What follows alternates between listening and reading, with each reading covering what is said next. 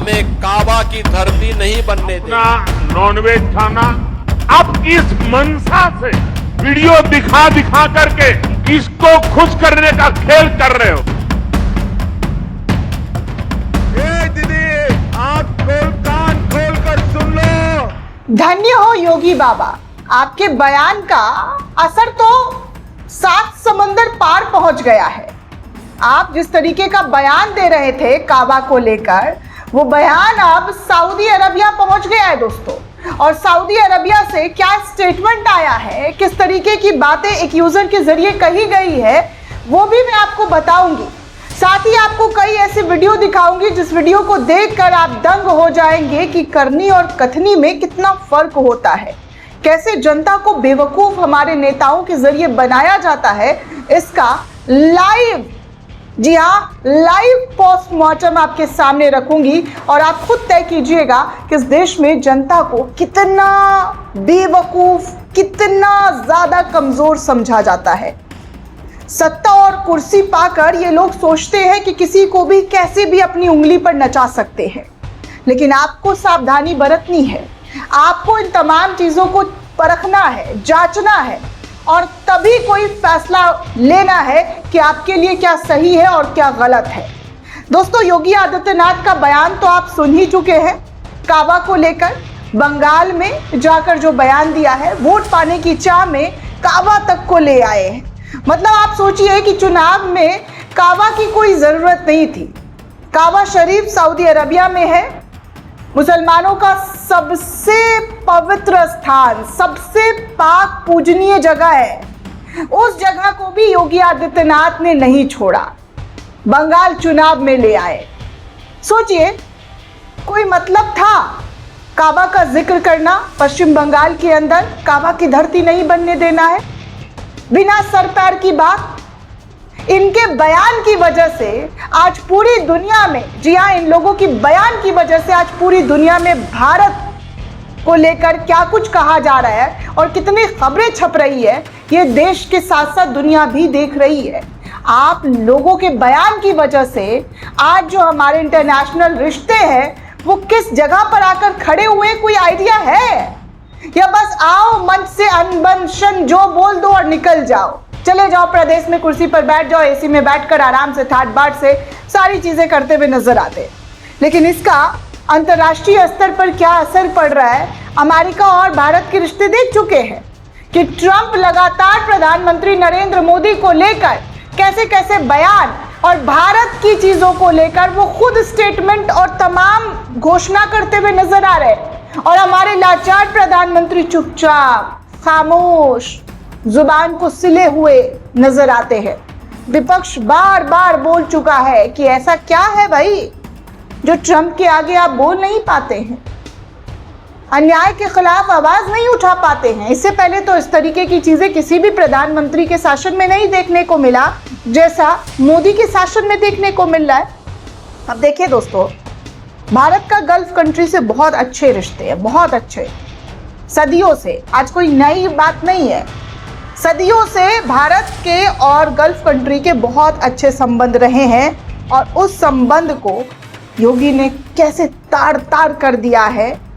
इस्लाम के करोड़ों मानने वालों को की जो सबसे पवित्र स्थल है, सबसे पवित्र जगह है, उसका जिक्र करते हुए देखिए क्या लिखा गया है।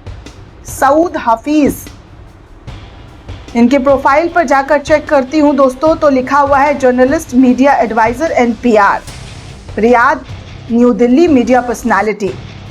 और इस शख्स ने, जी हाँ, इस शख्स ने रियाद से ट्वीट करते हुए लिखा है कि इस कट्टरपंथी की बात सुनिए। उत्तर प्रदेश के मुख्यमंत्री योगी अपने चुनावी भाषण में कहते हैं कि बंगाल की धरती को काबा की धरती नहीं बनना चाहिए। ये भड़काऊ जुड़ाव कोई तर्क नहीं है, ये सिर्फ एक बयानबाजी की चाल है। ये एक पवित्र धार्मिक प्रतीक को एक कैसे राजनीति परिणाम में बदल दिया जा रहा है जिससे डरना चाहिए। और ये संकेत देता है कि मुस्लिम पहचान किसी खास इलाके में फिट नहीं बैठती। इसी तरीके से असल नीतियों पर बात करने की बजाय धर्म को एक खतरे की कहानी में बदलकर बहिष्कार को राष्ट्रवाद का जामा पहना दिया जाता है। इस तरीके की बातें कही जा रही है दोस्तों। सोचिए, अभी तो गल्फ कंट्री से ट्वीट हो रहा है, बाकी बड़े जो वहाँ के लोगों तक ये बातें पहुँचेगी तो भारत को लेकर उनके क्या रिश्ते होंगे। सऊदी अरबिया में और पूरी दुनिया में सबसे ज़्यादा मुसलमानों के लिए कोई चीज़ इम्पॉर्टेंट है तो वो काबा शरीफ है। और सऊदी अरबिया भी काबा शरीफ को लेकर, वहाँ की सरकार, वहाँ के जो भी लोग हैं, वो इस चीज़ को सुनकर खुश नहीं होंगे दोस्तों। जैसे इस्लाम के मानने वाले ये चीज़ सुनकर खुश नहीं हो रहे। भारतीय मुसलमानों को भी ये अच्छा नहीं लग रहा है कि इस तरीके की बातें चुनावी भाषणों में आप क्यों कर रहे हैं, जिसका कोई लेना देना नहीं है। एक एक इंसान जानता है, इस देश के हिंदू जानते हैं, इस देश के मुस्लिम जानते हैं, सिख, ईसाई, जिस भी धर्म के लोगों से पूछिएगा वो जानते हैं कि काबा का भारत से, बंगाल के चुनाव से कोई लेना देना नहीं है। लेकिन योगी आदित्यनाथ अपनी भाषा, अपनी संयम को कैसे मंच पर खो बैठते हैं, कैसे कैसे बयान देते रहते हैं, और उसका नतीजा आप देख लीजिए कि सऊदी अरबिया तक पहुंच चुका है ये मामला, और इससे रिश्ते खटास नहीं होंगे। योगी तो बोल चुके हैं, मोदी की मुसीबत नहीं बढ़ेगी। सवाल किनसे पूछा जाएगा? नुपुर शर्मा मामले में भारत सरकार से जवाब मांगा गया था, भारत सरकार का नोटिफिकेशन आया था, क्लियरिफिकेशन आया था कि हम ऐसी सोच नहीं रखते हैं। और कितना गिराएंगे इस देश की साख को, और कितना कमजोर करेंगे। इस देश में हमेशा से भारत का नाम जो है पूरी दुनिया में फक्र के साथ लिया जाता रहा है, लेकिन आप लोगों की ऐसी छोटी ओछी राजनीति की वजह से आज क्या क्या देश को सुनना पड़ रहा है, देखना पड़ रहा है। सिर्फ और सिर्फ आप लोगों की एक वोट, एक कुर्सी पाने के चक्कर में इस स्तर तक आपका भाषण, इस स्तर तक की आपकी सोच जो है वो दर्शाती है कि आप मुसलमानों के सबसे बड़े आस्था को भी निशाना बनाने से चूक नहीं रहे। सोचिए, अगर किसी मुसलमान के जरिए किसी हिंदू धर्म के प्रतीक को चुनावी सभाओं में बोलना शुरू कर दिया जाए, यही लोग चीख चीख कर गला फाड़ेंगे दोस्तों। FIR और ना जाने कौन कौन सी धाराएं लगवा दी जाएंगी। महिलाओं के साथ आए दिन अपराध बढ़ रहा है।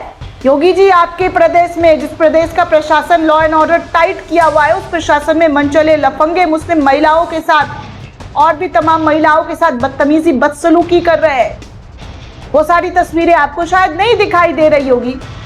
आज ही की बात कर दूं दोस्तों, तो मंजीत नाम का एक शख्स जो है उत्तर प्रदेश के अंदर बुरखे वाली महिला के साथ बदतमीजी करता हुआ नजर आया, झपट्टा मारता हुआ नजर आया, उसे लात घूसे और नाली में गिराता हुआ नजर आया, उसके बुरखे के साथ बदतमीजी करता हुआ नजर आया है। ये प्रदेश तैयार किया है इन्होंने, और बंगाल में जाकर बड़ी बड़ी बातें। आगे चलिए एक और तस्वीर दिखा दूं। इस तस्वीर को देखकर आप खुद डिसाइड करिए कि ये लोग जो है नेता किस स्तर तक के और कहां तक पहुंच सकते हैं। कल मंगलवार का दिन था दोस्तों, और हिंदू धर्म में मंगलवार को, अगर आप जानते होंगे या जो भी हिंदू भाई बहन ये वीडियो देख रहे हैं तो उनको पता है कि मंगलवार को नॉनवेज जो है नहीं खाया जाता है। लेकिन अनुराग ठाकुर जो है, देश के गद्दारों को दिल्ली चुनाव में ब्ला ब्ला ब्ला, गोली मारो जैसे शब्दों का इस्तेमाल करने वाले अनुराग ठाकुर पश्चिम बंगाल में कल जाकर बड़े धड़ल्ले से दोस्तों HD वीडियो बनाकर मछली खाता हुआ डाला है। पत्रकार अनुराग ठाकुर से अगर भाजपा बंगाल में आ गई तो नॉनवेज पर बैन लगा देगी, तो अनुराग ठाकुर कहते हैं जिसको जो खाना है वो खाए ना, जिसका जो धर्म अपनाना है वो अपनाए, खाने पर रोक नहीं है। सवाल ये है दोस्तों सबसे बड़ा कि पहले असम के मुख्यमंत्री हेमंत बिस्वा शर्मा कह रहे थे भीम घर में बैठकर खा सकते हैं, लेकिन बजरंग दल और हिंदू संगठन के लोग आए दिन मुस्लिम नॉनवेज दुकानों को बंद कराने पहुंच जाते हैं। सरकार उन पर कार्रवाई क्यों नहीं करती है? क्यों चुनावी हिंदू बनकर आज जो आप बता रहे हैं जिसको जो खाना है, तो आपके ही पार्टी के लोग जो है उत्पात मचाते हुए नजर आते हैं, तमाशा बनाते हुए नजर आते हैं। और आपके खुद प्रधानमंत्री नरेंद्र मोदी तेजस्वी यादव के मछली दिखाने पर कितना बवाल काट रहे थे चुनावी भाषण में। अब बवाल नहीं काटा जा रहा है प्रधानमंत्री जी। मंगलवार के दिन अनुराग ठाकुर मछली खा रहे हैं, 900 प्लस न्यूज चैनलों पर सन्नाटा पसरा हुआ है। तेजस्वी यादव ने जब मछली खाते हुए वीडियो दिखाया था तब यही main stream media news channel पर छाती पीट कर मातम बना रही थी, तेजस्वी यादव की जमकर आलोचना कर रही थी। आज यही न्यूज चैनल एंकरों के मुंह में दही जमा हुआ है। हिंदू धार्मिक मान्यताओं के अनुसार मंगलवार, गुरुवार और शनिवार को मीट, मछली, चिकन नहीं खाया जाता है। लेकिन बीजेपी शासित राज्यों में आए दिन मछली, चिकन बेचने वालों को शुभ दिनों और पूर्व में दुकान बंद रखने के लिए बार बार जबरदस्ती की जाती है, उनको परेशान किया जाता है। लेकिन यहाँ बीजेपी के बड़े नेता मछली खा खा कर एचडी में वीडियो शूट कर रहे हैं। ये हाल है। हमारे प्रधानमंत्री का ये वाला भाषण सुन लीजिए। दूसरे नेता जब खा रहे थे तब तो ये बड़ा ललकार के बात कर रहे थे और अपने नेता के बारे में चुप हैं। ये दोहरा चेहरा नहीं है तो क्या है, क्या कहा जाए। देखिए दोहरा चेहरा, भाषण सुन लीजिए, उसके बाद आगे आपको बताऊंगी कि क्या हो रहा है। अपना नॉनवेज खाना अब इस मंशा से वीडियो दिखा दिखा करके लोगों की भावनाओं को चोट पहुंचा करके किसको खुश करने का खेल कर रहे हो। सुना दोस्तों, एक और तस्वीर देख लीजिए। महाराष्ट्र का महिला आरक्षण को लेकर भाजपा के मंत्री विरोध प्रदर्शन निकाल रहे थे और घंटों सड़क जाम किया हुआ था, जिसकी वजह से एक महिला ने पुलिस वाले से भिड़कर, उस मंत्री से भिड़कर साफ कहा है कि जनता को बांधकर आप जो है भाजपा का मोर्चा नहीं निकाल सकते। मुंबई में डेलिमिटेशन के नाम पर सड़क जो है रोकी गई। एक महिला पूछती रही, जब खाली मैदान है सड़क को क्यों जाम किया गया है।